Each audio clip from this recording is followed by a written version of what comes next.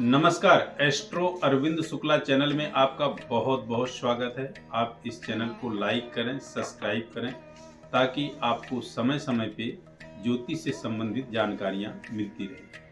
और आज हम जो है आपके लिए 2024 का वार्षिक राशिफल बताएंगे, यानी वृश्चिक राशि के विषय में आपको आज जानकारी देंगे कि वृश्चिक राशि 2024 में आपके लिए किस तरह से फलीभूत रहेगी, अर्थात आपका 2024 का समय कैसा व्यतीत होगा, तो इस विषय में जानकारी देंगे।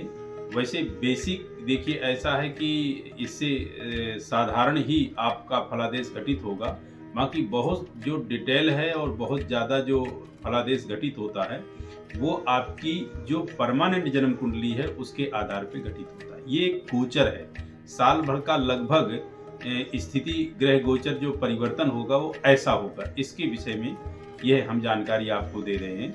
यदि आपकी कुंडली में अच्छी स्थिति है और गोचर आपका अच्छा चल रहा है तो बहुत अच्छा होगा।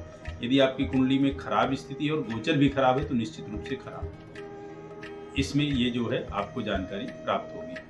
कुछ बेसिक बातें आपको बता दूं, जैसे इस साल 2024 में आपके जो है राजा मंगल हैं और मंत्री आपके बुध हैं। और इस साल का जो संवत्सर है, जो हमारा चैत्र शुक्ल पक्ष प्रतिपदा से प्रारंभ होता है, तो काल युक्त नामक संवत्सर है। पूजा पाठ में जो आप कहीं कुछ ये भी सुनने को मिलेगा और प्रयोग में लोग लाएंगे पिंगल नामक, तो ये इस तरह से है। टोटल साल में 4 ग्रहण पड़ेंगे, जिसमें से 2 ग्रहण सूर्य के हैं और 2 ग्रहण चंद्रमा के, अर्थात 2 सूर्य ग्रहण 2 चंद्र ग्रहण। लेकिन इन चारों ग्रहणों का प्रभाव भारत देश में कहीं भी नहीं पड़ेगा, नहीं किसी प्रकार का सूतक। अब सीधे आपको जो है आपकी राशि से परिचय कराते हैं, अर्थात वृश्चिक। मेष वृश्चिक कयोर भौमा, जिसका अधिपति मंगल है। आपकी राशि का जो स्वामी मंगल है। मंगल मेष राशि और वृश्चिक का स्वामी होता है, मकर में उच्च का होता है। तो इस विषय से आपको जानकारी देते हैं। सबसे पहले ये बता दें कि जो मेन ग्रह हैं, जैसे कि आपका शनि है, ये परमानेंट ग्रह है जो 2.5 वर्ष में परिवर्तित होता है। आपका बृहस्पति जो लगभग 13 महीने में परिवर्तित हो जाता है। आपका राहु जो लगभग 18 महीने और केतु भी 18 महीने। बाकी अन्य ग्रह जो हैं वो महीने महीने में परिवर्तित होते रहे हैं, होते रहेंगे। जैसे शुक्र है, मंगल है, ये 35 से 40 दिन या 45 दिन ले लेते हैं। सूर्य आपका 1 महीने लेता है और वहीं पे बुध आपका 20 से 25 दिन जो है समय ले लेता है। बाकी चंद्रमा 2.25 दिन में परिवर्तित हो जाता है। ये सभी स्थितियां लगभग आपको जानकारी होंगी, नहीं है तो फिर मैंने बता दिया किस तरह से ऐसा है। अब बात वृश्चिक की करें तो वृश्चिक के राशि के विषय में ऐसा है कि इस राशि में शनि का ढैया चल रहा है और ये पूरे वर्ष रहेगा। तो ये आपको बता दें कि शनि का ढैया चल रहा है और पूरे वर्ष रहेगा। इस ढैया के प्रभाव से आपको जो है इसमें ढैया के प्रभाव से जो है पूरे वर्ष आपको थोड़ा सा शारीरिक और मानसिक परेशानियां होंगी। वहीं मैं बता दूं कि 4 फरवरी तक राशि स्वामी मंगल जो है आपका धनु स्थान में रहेगा।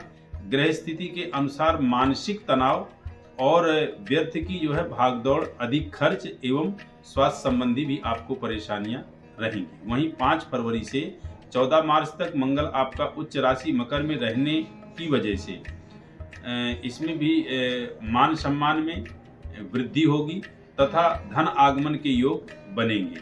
वहीं 1 मई से पंचमेश गुरु की 7वीं दृष्टि, यानी जब यह आपका गुरु 30 अप्रैल को परिवर्तित हो जाएगा, तो वहीं आपका ये जो है 1 मई से पंचमेश गुरु की 7वीं दृष्टि रहने से पिछले किए गए प्रयासों में सफलता प्राप्त होगी और सफलता के संकेत हैं। कार्य व्यवसाय में कुछ परिवर्तन की योजनाएं भी बनेंगी। 1 जून से 25 अगस्त तक मंगल की स्वग्रही दृष्टि से भी जो है विघ्न बाधाओं के बावजूद काम आपके बनेंगे एवं निर्वाह के योग्य आपके पास धन का आगमन बना रहेगा, धन की व्यवस्था बनी रहेगी। 20 अक्टूबर से मंगल भाग्य स्थान में नीच यानी कर्क राशि में रहेंगे एवं 6 दिसंबर से वक्री होने से और ज्यादा संघर्षपूर्ण आपका जो है तनावपूर्ण परिस्थितियां रहेंगी। ये मैंने जो बताया ये आपका जो है ग्रह यानी मंगल जिस राशि का स्वामी है तो मंगल का ज्यादा परिवर्तन ऐसा रहेगा। तो ये इस तरह बताया। अब इसमें खास कैसा रहेगा ये बता दें। आपका सबसे पहले धार्मिक दृष्टिकोण और भाग्य के दृष्टिकोण से यह वर्ष ठीक ठीक रहेगा। भाई के मई के बाद से जो है मई के बाद से स्थिति जो है कुछ सुधरेगी, कुछ बेहतर होगी। करियर के लिए यह वर्ष भी कुछ विशेष सफलता नहीं देगा, क्योंकि यह स्थिति जो आपकी बन रही है मंगल की ये वृश्चिक राशि की, यह स्थिति थोड़ा सा बेहतर नहीं है। करियर के विषय में वहीं जहाँ मैं बात करूँ सरकारी जॉब में है या प्राइवेट जॉब में, दोनों के लिए ठीक ठीक है, बहुत अच्छा नहीं है। आप यहाँ भारत देश में जॉब कर रहे हैं या बाहर विदेश में कर रहे हैं, वहाँ भी ठीक ठीक ही आप जो है ठीक ठीक ही सफलता प्राप्त कर पाएंगे। धन की दृष्टिकोण से अच्छा नहीं है, इसमें ऋण लेने से आप जो है बहुत ज़्यादा बचें। मैं क्यों कह रहा हूँ ऋण लेने से, क्योंकि आपकी शनि की जो तीसरी दृष्टि है वो षष्ठम हाउस में है। षष्ठम हाउस जो होता है वो ऋण रोग का होता है और शनि की सबसे ज़्यादा जो दृष्टि खराब होती है वह तीसरी दृष्टि खराब होती है। तो धन लेने से आप जो है बचें, ऋण लेने से बचें, और ऋण यदि आप लेंगे तो उतारना आपको जो मुश्किल होगा। धन के क्षेत्र में व्यापारिक वर्ग के लिए ठीक है, मई के बाद और अच्छा रहेगा। यहाँ पे व्यापारिक वर्ग के लिए मई के बाद थोड़ा अच्छा होगा, क्योंकि बृहस्पति आपके जो है वृषभ में आ जाएगा। तो उस स्थिति से आपके लिए व्यापारिक वर्ग के लिए अच्छा रहेगा। संतान एवं विवाह दोनों के लिए यह जो है अच्छा नहीं है। क्यों अच्छा नहीं है? क्योंकि देखिए संतान के लिए तो ये कहें कि वहाँ पे पंचम में आपके राहु बैठा हुआ है और राहु 18 महीने तक रहेगा। और एक तरह से देखा जाए तो विवाह के लिए शत्रु राशि पे बृहस्पति का सप्तम पे जाना ये थोड़ा सा जो है आपके लिए अच्छा नहीं है।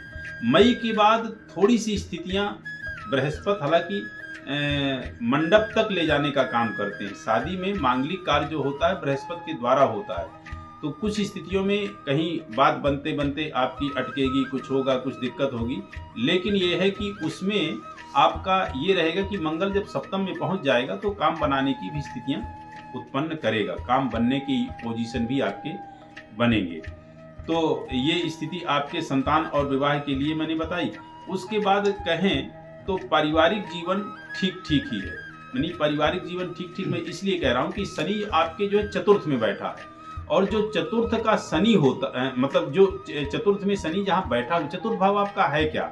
आपका वो हृदय है, बड़ा संवेदनशील है। और हृदय ऐसे स्थान पे, चतुर्थ स्थान पे यदि शनि जैसा पापी ग्रह बैठ जाए तो व्यक्ति स्ट्रेस में तो रहेगा, तनाव में तो रहेगा, सब कुछ होने के बावजूद भी वो प्रफुल्लता, वो प्रसन्नता, वो खुशहाली नहीं रहेगी। और उधर पापी ग्रह राहु आपका पंचम में बैठा ही है। तो इसलिए मैं जो है कह रहा हूँ कि ऐसा पारिवारिक जीवन में भी ठीक ठीक ही है, बहुत अच्छी पोजीशन नहीं कह सकता।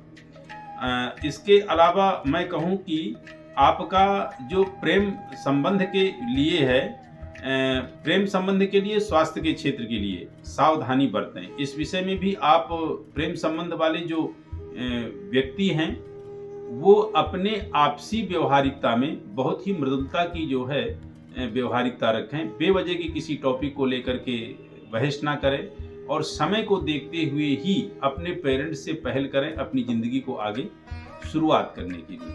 स्वास्थ्य के क्षेत्र से मैं कहूँगा विशेष सावधानी, इसलिए कि शनि की तीसरी दृष्टि आपके उस स्थान पे पड़ रही है जिस स्थान से बीमारियों का उद्गम होता है, बीमारियां उत्पन्न होती हैं। वृश्चिक राशि वालों के लिए मई के बाद का समय लगभग ठीक है। वहीं शिक्षा के लिए यदि मैं कहूँ तो शिक्षा के लिए भी यह साल जो है काफी चैलेंज पूर्ण होगा वृश्चिक राशि वालों के लिए। क्यों? क्योंकि पंचम में जो राहु बैठा है वो राहु आपके मन मस्तिष्क को शिक्षा में लगने नहीं देगा, आपको भ्रमित करेगा।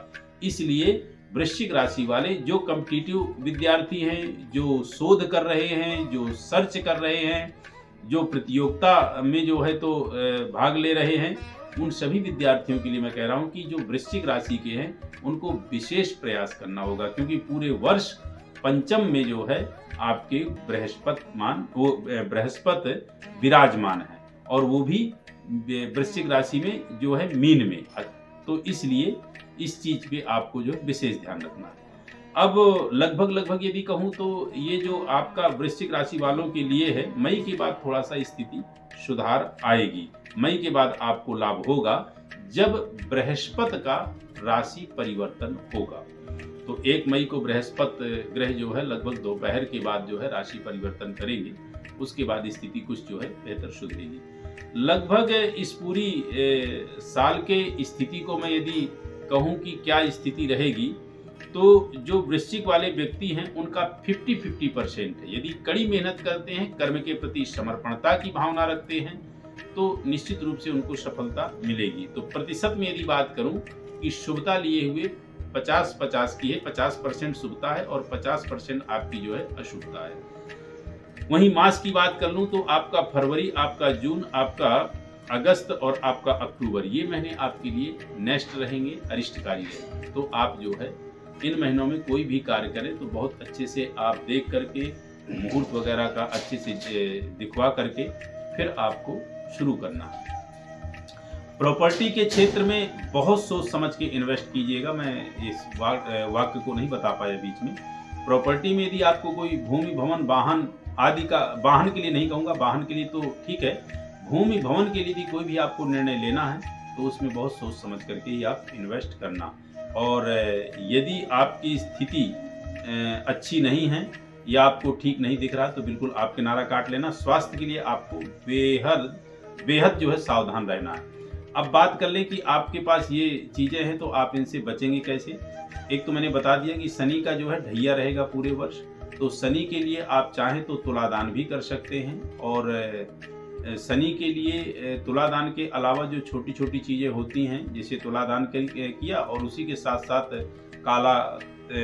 काले तिल, काला कपड़ा, कोयला, कील, काजल, सरसों का तेल, काली राई आदि ये चीज़ें जो है आधा केजी लेकर के या 1 केजी जैसी आपकी जो है आर्थिक स्थिति है, ले करके अपने शरीर से 7 बार उतार करके किसी शनि मंदिर में आप दे दें। और जो तेल है वो किसी पात्र में ले लें। सबसे पहले अपना चेहरा देखें, फिर अपने नाखून देखें, फिर अपना पूरा शरीर देखते हुए पैरों के जो है नाखून देखें।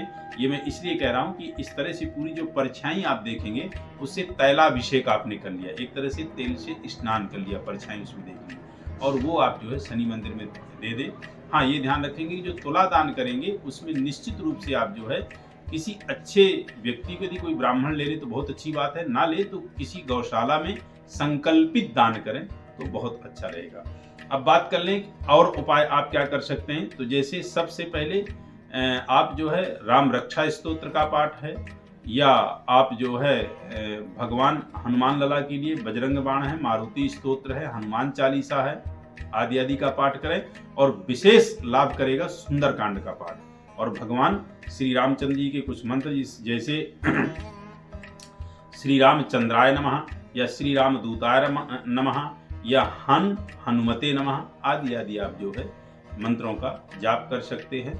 और शनिवार के दिन निश्चित रूप से, वैसे तो मैं डेली कहूँगा, शनिवार को निश्चित रूप से पीपल के पेड़ के नीचे सरसों के तेल का दीप प्रज्वलित करें और शनि महाराज को जल भी अर्पित करें।